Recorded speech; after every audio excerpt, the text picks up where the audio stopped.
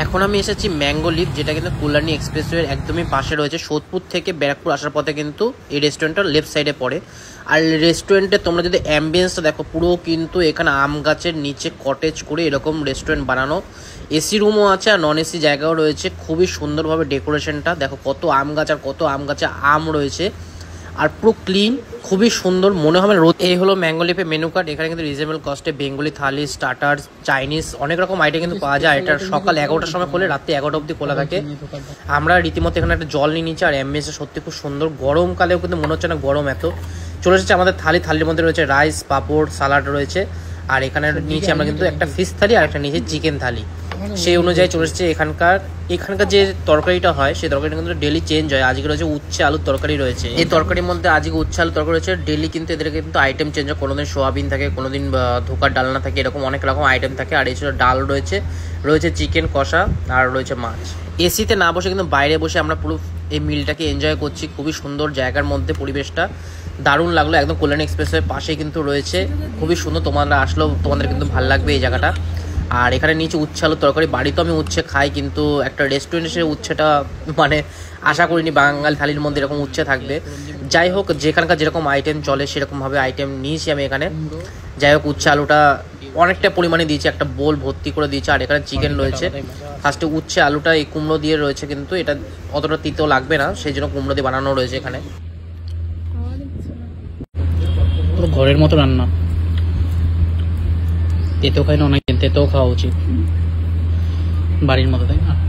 ডালটা একটু অন্যরকম, ডালটা একটু মাখা মাখা, গাঢ় ডাল, পাতলা না।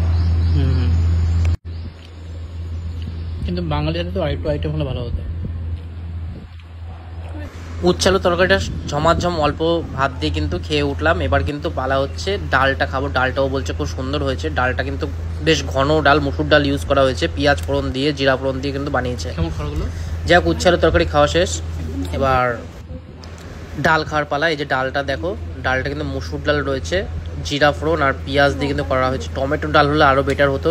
বাকি এখানে যে পাতিলেবুটা দিয়েছে, পাতিলেবুটা দিয়ে কিন্তু জাস্ট অসাধারণ লাগছে ডালটা খেতে, দারুণ একদম। যেহেতু এটা থালিটা খুব সস্তা, সেই জন্য কিন্তু আইটেমও কম রয়েছে। এখানে রয়েছে দেখো চিকেন কষা রয়েছে, কষা বলবো না, চিকেন গ্রেভি আইটেম রয়েছে এটা একটা।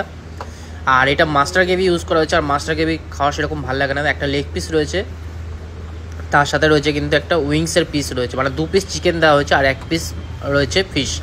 আমি উইংসের পিসটা নিয়ে নিচ্ছি, এই গ্রেভি দিয়ে খাবো এখন। এই গ্রেভিটা মাস্টার গ্রেভিতে ইউজ হয়, এর জন্য কিন্তু অত একটা ভালো লাগে না।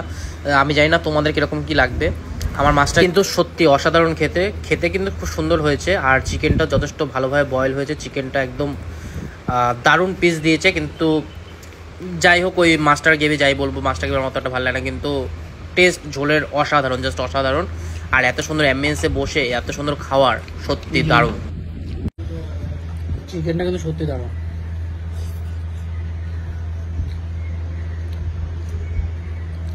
আমি নিলাম লেগ পিস, আর ও নিল ওটা কি উইংস আছে, উইংসের পিস আছে।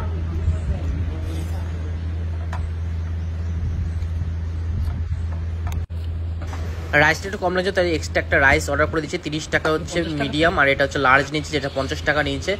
রাইসের কোয়ালিটি কিন্তু খুব সুন্দর, ঘিয়ে ভাত, একদম বাসমতি রাইসটা কিন্তু ঘি দিয়ে রয়েছে, দারুণ। জাস্ট একদম রোদের একটু হালকা আলো আসছে, আর এত সুন্দর রাইসের কোয়ালিটি, তার সাথে কিন্তু চিকেন দিয়ে খাওয়ার একটা আলাদাই মজা। আমার তো বেশ দারুণ লাগছে।